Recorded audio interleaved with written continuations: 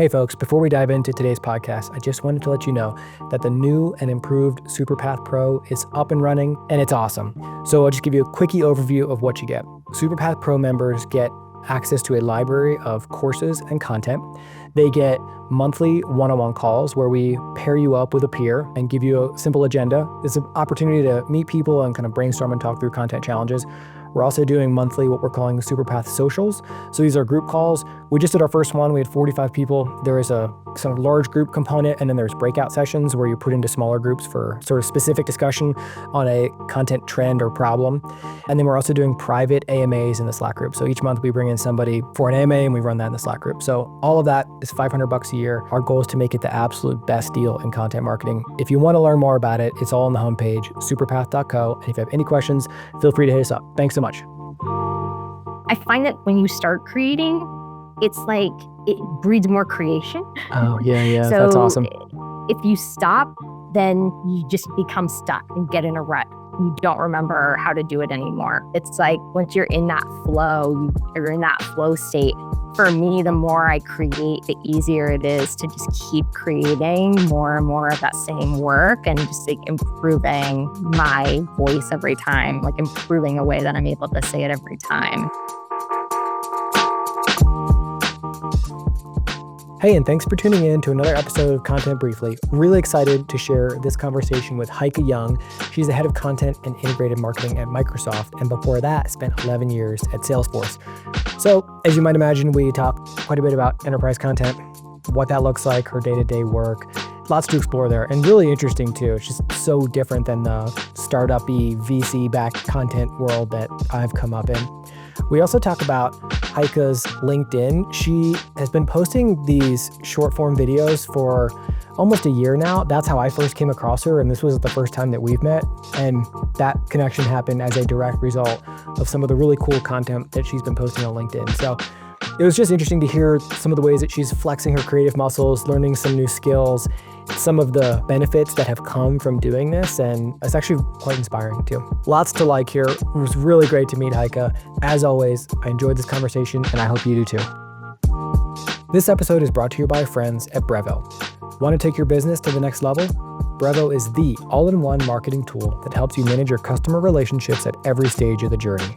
By keeping all your customer data in one place, you can easily follow prospects through its CRM, onboard them via email and SMS, and drive retention using powerful automations. Effortlessly create highly personalized messages across channels and ensure every customer gets the right message at the right time. Brevo customers also get access to core integrations, the messaging API, analytics, forms, and so much more. With all customer data and interactions centralized in one platform, Brevo gives marketing teams a 360-degree view of their customers. Try Brevo for free or use code SUPERPATH to get 50% off the first 3 months of any annual plan. Just use the link in the show notes. Get ready to unlock your business potential with Brevo. Content Briefly is produced by our friends at Minutia. To learn more about their podcast production service, as well as their other adaptive content marketing services, check out minutia.com in the show notes. Hey everybody, Jimmy from SuperPath here today. Very excited to be chatting with Heike Young, head of content and integrated marketing at Microsoft, which I have tons of questions about. But first, Heike, hello, thank you for being here. Do you mind introducing yourself and telling us a little bit about who you are and what you've been up to over the past couple of years? Yeah, thank you so much for having me. And it's always a pleasure to create any content for fellow content marketers. They're my favorite folks in the marketing community. I started my career as a book editor and made my way into the world of social and content marketing after that. But yeah, content marketing is really where I cut my teeth in this industry. You know, I didn't take any marketing classes in college. I don't have a ton of experience in marketing. I come from an editorial and a writing background. I was an English major. I think, Jimmy, is your LinkedIn accurate? You were an English major as well. Yeah. So we could talk about that too. But you know, that's really my background. And now leading content and integrated marketing at Microsoft. You know, I think my heart is always with the content side. It's my favorite part of marketing, is creating impactful messages and narratives and just ways to connect with our audience. And yeah, I'm super inspired by all the work you're doing to connect this community of folks together. So excited to be here. Awesome. I have so many questions for you, but maybe let's start. We've never met. And No, I yeah. first came Just across, LinkedIn friends. yes, though that's the thing. It's Which like, seems to be like most of my friends these days are LinkedIn friends. well, As we've had a somebody who few, works from home and like is a parent, like LinkedIn is my main like social outlet. totally, I feel that. And there's been actually a few folks on the podcast recently that I found on LinkedIn. And I found you on LinkedIn specifically because of the videos that you've been creating and posting, which are great. And I would love to maybe just start by talking a little bit about that. You know, what, why, how, kind of like give What us a are you story. doing? Why are you doing this in addition to your job?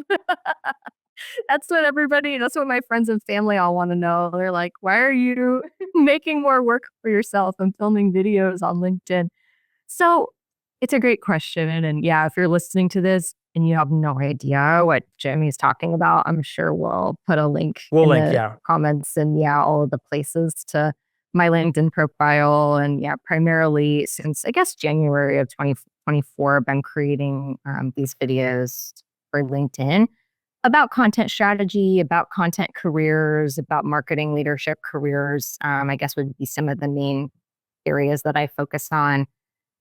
But yeah, I guess if you think back to why I'm doing this at kind of the beginning of this year, it was sort of December 2023, I guess. So a long time ago now. Time really flies. I That was was out 10 on years, 10 maternity years ago, leave. basically. I know exactly.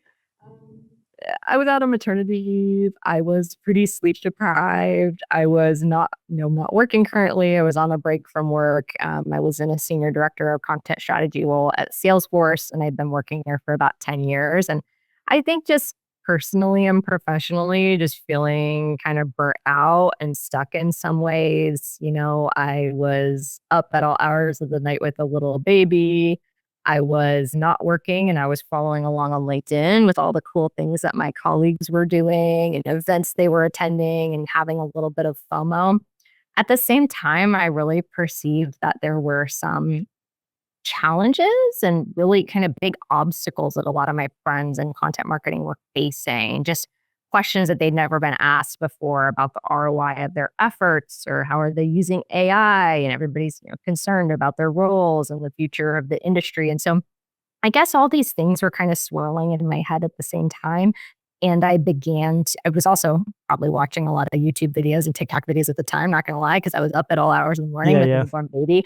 And so I had this idea to sort of bring together some of these professional conversations I wanted to be a part of with some of the content that I was consuming in my personal life, which was these creators I really admired on TikTok and YouTube and so on. And so yeah, that's where this idea came to create these videos. And they're, pretty short. You'll have to let me know what you think if you're listening to this. You've never seen one, let me know if the format speaks to you or if there's anything you do and don't like about it. Like, I'd love to hear your thoughts just on the content itself. But basically, like, started putting these things together. And over time, yeah, just like finding my style more and more and just like leaning into the ways that I wanted to shape the videos, learning a lot about editing short form videos in the process. Just as somebody who came from a more of a writing and editing background, I will say it's possible to learn how to edit videos. You can do it. So if you're listening and you want to get more into video production as a content creator, but you're not sure how to do it, I definitely think it's possible to do so. And yeah, I mean, I've been super excited and inspired by all the folks that have reached out to me and said, oh, I don't want to like your post publicly because I don't want my boss to see it because you called out some of the B2B content problems that we're having in my company, but I Oh, that's also so love what you're interesting. doing. And yeah, so I have, I'm really appreciative of all the folks that have enjoyed it and told me so. In my own career, I found that as it has progressed, there is probably less creative fulfillment. Like I too started out as a writer. It's like I don't write that much anymore. And I have sometimes thought about what should I, how should I scratch that itch? Like, do you find that this scratches that itch, especially since it's a new medium that you get to learn along with kind of the creative expression? Yeah, I definitely think that's true, Jimmy. And it's such an astute point. And I think if you are moving up in your career in marketing, I think regardless of if you're in product marketing, content marketing, campaigns, something else, I do think it tends to be the case for probably good reason. The more you move up, the more you have to delegate, the more you have to remove yourself from the day-to-day creative process. And that's okay. You should be mentoring the next generation of creators. You should be leading by example, but you shouldn't be in every single Google Doc writing the words yourself and editing and creating, day to day. And that's fine. And, if that's your goal is to be in more of a leadership role, you should know that that's probably going to be the case. For me, like you said, though, I do find that the more I have moved into these leadership roles and the farther I've gotten from the day to day creative process, that has been sad. And I've had to grieve that and just, miss some of that rush of coming up with an idea myself and posting it and refreshing every few hours to see the results and, kind of get that inspiration of like, oh, wow, I just published this and that gave me 20 more ideas and more things I want to publish. Like I'm going to make notes in my phone of that. Like just that whole, I find that when you start creating, it's like it breeds more creation. Oh, yeah, yeah. That's So awesome. if you stop, then you just become stuck and get in a rut. You don't remember how to do it anymore. It's like once you're in that flow, you are in that flow state. For me, the more I create, the easier it is to just keep creating more and more of that same work and just like improving my voice every time, like improving a way that I'm able to say it every time. And so, yeah, I think whether it's creating for LinkedIn, what another hobby, you get into painting or sports or whatever it is, there's so many ways to be creative. And so if you are in a leadership role and you kind of find that it's a struggle for you to let go of some of that control, and maybe that you should regain some of that creative control in another way. Yeah, that's cool. I love that. I find myself kind of yearning for that creative fulfillment sometimes. And when I think back to like times in my career when I was creating a lot, I also think those are the times when I was the sharpest too, because like the act of like, in my case, writing, like you spend a lot of time thinking through stuff, clarifying things. And by the time the piece is written, like you really have a much better understanding of whatever that topic is. And then it's like, I just remember feeling like at that time really sharp. Like I could jump on a call and talk about this. I could help coach someone else on this. I could sell using these thoughts, et cetera, like whatever. There's sort of like this trickle down effect of I got this idea now. There's other ways I can kind of use it. 100%. And I think it was one of my favorite quotes. I used to have it above my desk back in the day, but it was like, a David McCullough, the historical author quote, which Oh, sure. was Yeah. to write well is to think clearly, which is why it's so hard.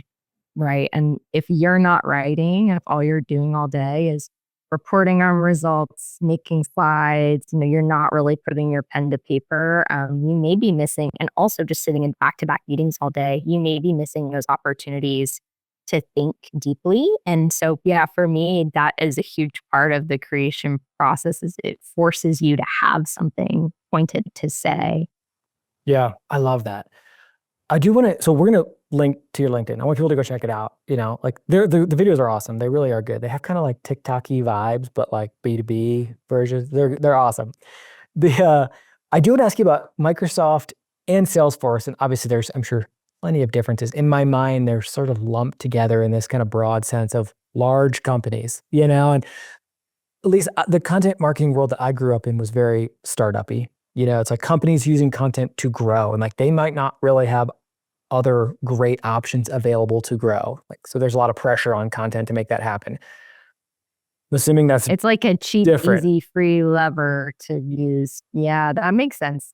Totally. And I'm just sort of curious, like, again, this is like pretty broad strokes to start at least, but like, what does content look like at Salesforce and Microsoft? Like, are you trying to accomplish more or less the same goals that a much smaller company is, or is it serving a different function?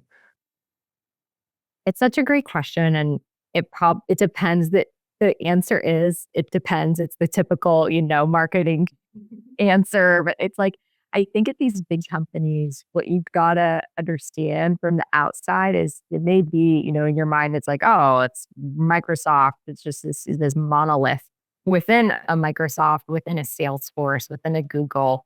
There are so many sub teams and subdivisions and tentacles within that each one has its own micro problems and micro goals. And the sales process is different. The selling, maybe the sales team, it's like, we're global. We need this very global content strategy. So we're looking for you to have this hyper localized plan and, all these different versions of everything that we can use in the regions.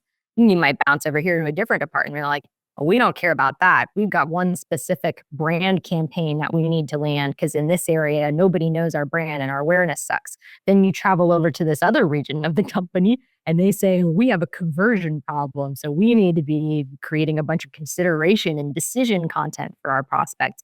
It's all of these mini problems and mini companies almost within these huge companies. And so it really depends where you are, where you sit. Do you report to? I've reported through brand marketing. I've reported through product marketing as a content leader. I've reported into more of a sales facing team working on content that's used in sales contexts as well. And so it depends so wildly on where you sit. But I also think that's a really cool opportunity. If you enjoy creating content, you find a company that you really like, you can take your knowledge about that audience, about that customer journey, everything that and stay within the same company. Just flex those skills at different parts of the organization. And that's what I really liked about working at these bigger companies, to be honest, is the opportunity to kind of stay there.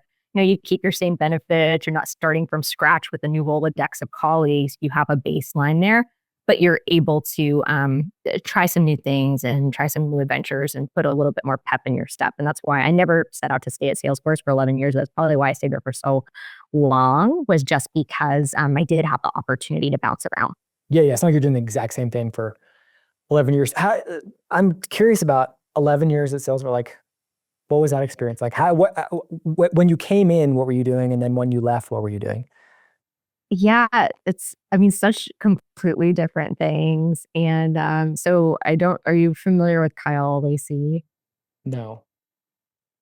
Okay, yeah. So Kyle hired me to work at this company called ExactTarget, and it was an email marketing Yeah. Oh, yeah. I software remember company ExactTarget. based in Indianapolis. Yeah, where I lived and where I grew up.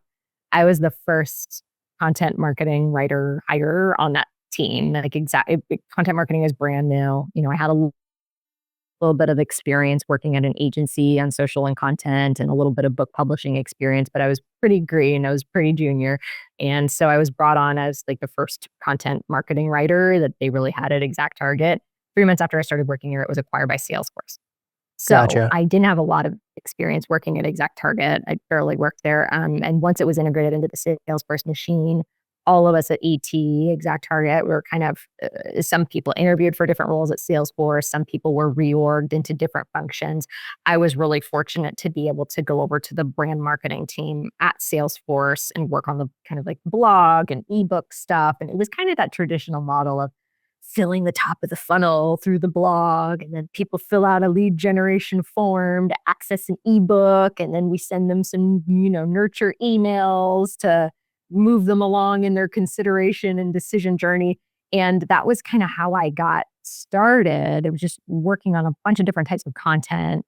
I had the opportunity to work on multimedia content, hosted and produced a podcast for Salesforce for a couple Oh, cool. years. I worked on a lot of research and insights content, like our state of marketing, thought leadership reports. And so, yeah, I guess that's kind of what just kept it so interesting for me was when I started, Salesforce had maybe around 7,000 employees. And by the time I left, it was over 70,000. So I saw a lot of change and just a lot of growth during that time. And yeah, I was super fortunate to do so. I think around the time I hit like year 10, I felt like I could use a little shakeup. I could use something a little bit different. I was also on the cusp of having my second baby, just wasn't the exact right time. And so, yeah, it was kind of like between years 10 and 11 that I thought, all right, I've got to do so. I owe it to myself to just try something else. Love my colleagues, love the company. It's a wonderful place to work. To this day, I get a lot of people reaching out to me for referrals to jobs at Salesforce. I'm always happy to tell them it's a great place to work, but you kind of know in your heart when it's time to try Yeah. something else. And so, yeah, that sort of led me to Microsoft. And there are differences certainly between the companies, but I do think they're both pretty large companies, stable cultures, great leadership, great products, and they both, I think, both of these companies understand that content is critical to reach their audience in the way that the culture moves today. Like you've got to be part of the social conversation. You've got to be creating content in a timely and relevant way. And so, yeah, I always say, for me, I get more inspiration from my FYP on TikTok a lot of times than I do from like other B2B companies. I just think there's so much more that B2B brands can be doing when it comes to content and social. And so, yeah, I'm grateful for the opportunity to work with some brands that understand that. And we may not get it right every single time.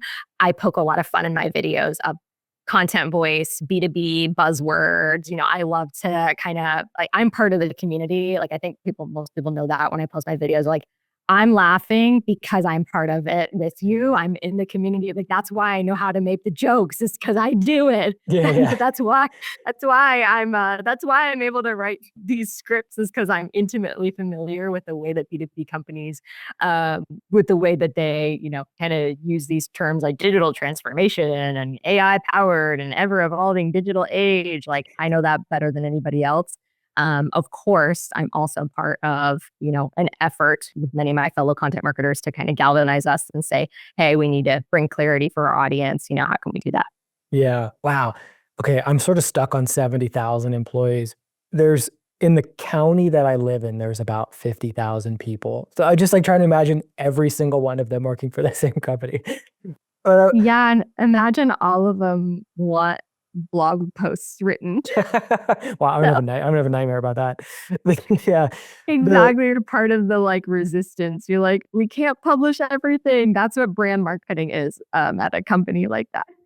that's well, one thing I'm so curious about. It probably applies to both Salesforce and Microsoft. Is like content has been so insane the last like 18 to 24 months. It's just been like a crazy, disruptive, chaotic. It's just whatever. And in some ways, like not that fun too. You know what I mean? Like not all these changes have been happy ones. And I'm just wondering, is there more stability, I guess, at an enterprise company where you're not switching up tactics all the time based on the latest algorithm change? Like stuff happens over longer periods of time. The investments are probably larger. I don't know. This question is getting off the rails a little bit, but I guess is it different in an enterprise role than at like a smaller company where the budgets are tighter and the pressure is probably higher on the content team? It's a good question. And for the past 12 years ish plus, I haven't been working at super small or mid-sized companies. And so I can't say with exact personal knowledge what it's like to live that day to day. But I do have a lot of friends, a lot of, colleagues who have been in those environments. And I think that in the enterprise space, the headwinds are exactly the same, but sometimes it takes longer for them to catch up to the enterprise companies. Like sometimes it's like Yeah. they're hitting the small companies first. Like that's the very first. It's just like, yeah, it's going to get you real quick. If you're in a smaller company, you may be in, sort of a walled garden if you're in a big enterprise. But I think it may be a little bit slower, but I think the headwinds and challenges are similar. And I think when you're at a big company, yes, you may have more budget. There may be bigger investments being made in content, but I also think there's a lot more accountability to what that investment is being made into. And so if somebody's Mm. saying, I'm make these numbers up, but if somebody's saying, okay, Heike, you're getting, $60,000 this quarter for content and you can make whatever you want, that's great. But we're going to need to be pretty accountable to what we're spending all that money on. And it's going to match up with that level of investment. Yeah, yeah, got it. That makes sense. How important is prioritization for you? Like, I'm just thinking back to what you said about like everybody wants content. At a larger company, is that like a constant thing that you're sorting through? Like, what is the most important thing me and my team can be doing today or this week based on like our own work plus things that other parts of the company want from us? Well, now you're getting into my philosophy a little bit on content strategy Oh and yeah, what okay, the tell role me. is of a content leader. But I think ideally, if you have a strong content strategy in place that aligns with marketing objectives and your broader marketing OKRs, there shouldn't be that many random ad hoc content requests being made of the team. what I'd like to do as your content and marketing leader is to say, all right, at the beginning of the year, we're doing our annual planning. We understand the broader objectives that this marketing team is responsible for. We understand the revenue numbers are responsible for. Like, we know exactly what we're here to do and to measure and to create. We are going to make a content strategy that's a unified content strategy across product marketing and events and campaigns and channels like blog and social, et cetera. We're going to make that one unified content strategy that's all encompassing. And that includes our pillar asset plans, our distribution strategies for the year. It doesn't include every single blog post title, but it's like those broad strokes of like, these are the key moments that's going to happen in our calendar year. This is how our pillar assets are mapped to that. And we know that we're going to take a LinkedIn first and a blog first approach to distributing or whatever that might be. I want to proactively create that plan as a content leader. And then everybody's bought in on it. They're like, yes, we love this. We're all rallied behind the plan. 3 months later, when Bob is like, hey, I saw this really cool thing on LinkedIn. We should do a blog post about it. I'm like, I love that idea, Bob. But this year, we're focusing on prioritizing our content strategy. Remember, this is the strategy that our EVP blessed back in March or whenever it was. Like, this is what we're focused on. And so there shouldn't really be, like, I don't like to get too in the weeds on things like briefs and intake forms. Like, you have to have some of that stuff just to run a sound operation, and that's fine. But I don't like to open the door for everybody just thinking any good idea deserves a brief or an intake form or whatever. It just lends itself to this place where, content is just, we're all making random ideas happen like little prairie dogs at any given time. And instead, it's all I love mapping that. back to this content strategy that we set out to achieve together at the beginning of the year. Wow. Okay, that's so interesting because what I'm absorbing from what you just said is that as a content team, if you know yourself, others will know you. Like if they see you responding to everybody else, they'll probably start asking for stuff also. Like I actually spent a very brief period at Intuit working on the QuickBooks content team, and like I couldn't believe how often people were asking us for content. And Yeah. my solution was make a form with a lot of fields, and then people didn't want to fill it out. They kind of A like lot of people lost see the interest form halfway and through. they get scared. Exactly. solved. Once people Yeah. see all the questions, they kind of back away. And that is a good tactic. And like I said, you always probably have to have some type of intake form. I don't think you're ever going to really get away from it at these, but other bigger, small companies, I'm sure any small companies too, people feel a lot of sense of ownership of the voice of, in the market, and they want to really be part of that. And so they're probably submitting a lot of ideas. But overall, the team should be focused on that unified plan that everybody agreed to. And of course, there would be changes, a new product roadmap, a new this or a new that. And we could be flexible enough for that for sure. But we don't want to just be in a position where the success of our blog is dependent on random ideas. And I'll use an analogy from an example from running the podcast for Salesforce for a couple of years. I was still pretty junior when I was running that podcast, and there's things that I think I did really well, and there's other things I would do pretty differently. This was also kind of early days for podcasting. Like 2017 is when I started doing it, and there weren't as many B2B podcasts out on Apple Podcasts then as there are now. Things are a little bit different. But one of the things that I did that I would do differently today was I was very reliant on my guests for the quality of the content. It was like if that person happened to be really good, that was going to be a great episode. If that person didn't happen to be that good, well, that episode probably wouldn't be so great because I didn't have that much editing in place. I didn't have that much vetting of the guests beforehand to really understand what quality of content they were going to deliver. And I think if you're listening to this, you're like, oh, that makes sense. It was all contingent on the quality of the guests. That's the same way for your corporate blog. If you're just relying on random people around the team, random product marketers, whoever, to contribute content, it's not going to be very good. You, as the content team, ideally, you would be the bastion of quality, and you would be the person, vetting everything and making sure it matches to this ideal of like, hey, is this what our audience is looking for? Are these the themes that we really believe that we need to land in the market right now? That should be coming from the content team, and of course, it should be tied to measurable objectives that you all have, and being able to say like, hey, I think that's based on what you were saying a second ago about some of the changes in the industry. That's how you just kind of lay off proof yourself, and your job is making sure you know the metrics that people care about in your business.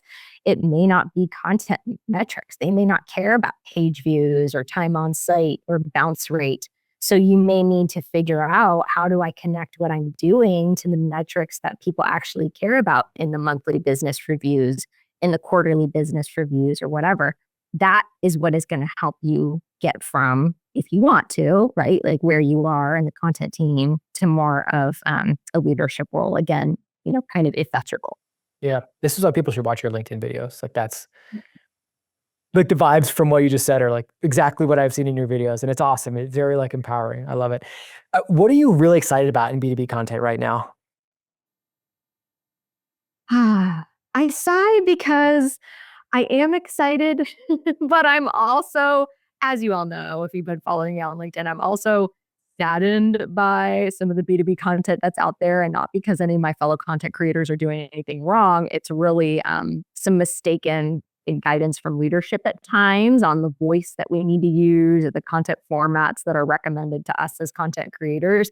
And so my sigh is coming from a place of, I'm right there in the trenches with you. I'm facing some of the same challenges and struggles. And when I think about B2B content, I think absolutely we have a super bright future ahead of us. We just need to focus on the right things and kind of guide our leaders toward a place where our content is moving at the pace of the culture. And that's something that I'm really excited I like about, that. and something that I'm very passionate about, is just like content where I can see that you've watched Hot Ones before, or that you have a TikTok account. Or I actually think LinkedIn has been really good for B2B content, because people have started to allow more and more of their real selves to show in this professional network. And I think that really bleeds over into the content that we're seeing. And so, yeah, like I love it when I see brands embrace a funny or goofy side, or they choose to use a hip hop beat in their video instead of the like business jingle that came for free with their video editing account or whatever. Like anything that shows a little bit more about you and the type of point of view that you have, that personality led type of content that I see more folks talking about. I think that's what I'm really jazzed about to see in the future for B2B. Cool. All right. I love that. I love that. I would really strongly encourage people to go check out the stuff you've been posting. We'll obviously link to it. Thank you so much. It'll be in the show notes, because you've been talking a lot about just sort of the changing nature of B2B, some of the kind of problems you see with it, and it's great. It really is. So we'll make sure it's easy for people to go find that. This is usually the part where Thank you. Yeah. This is usually the part where I say like, okay, now go to the company's website and check out the content for yourself. But I feel silly being like, go to Microsoft.com to check it out. But if there's specific stuff you want to share that we can link to, we'll be happy to do that. No, I really appreciate it. And yeah, appreciate, like I said at the top of the call, just like the content marketing community, and just being part of it. And I think what I'm about and the kind of content that I'm trying to create is also like similar to you and some of your goals, I think, is just helping folks who have entered this career path, like find the path forward that's right for them in their careers. It could be freelancing, or it could be a leadership role, or it could be whatever it is. Like I know so many friends across content marketing with different objectives. And for me, I feel so lucky that I can be in a place where I can have a leadership role in tech, but I can also create my silly videos on LinkedIn. And like, I don't know, like that's exactly what brings me joy and what I want to create right now. And yeah, just excited for you to convene a forum to talk a little bit more about it. Awesome. Well, it comes through in the videos for sure. Heike, it's so good to meet you. I'm glad that we got to connect, and thank you for making time, and let's please stay in touch. Absolutely. Thank you so much, Jimmy. Take care. See ya. Thanks. Take care.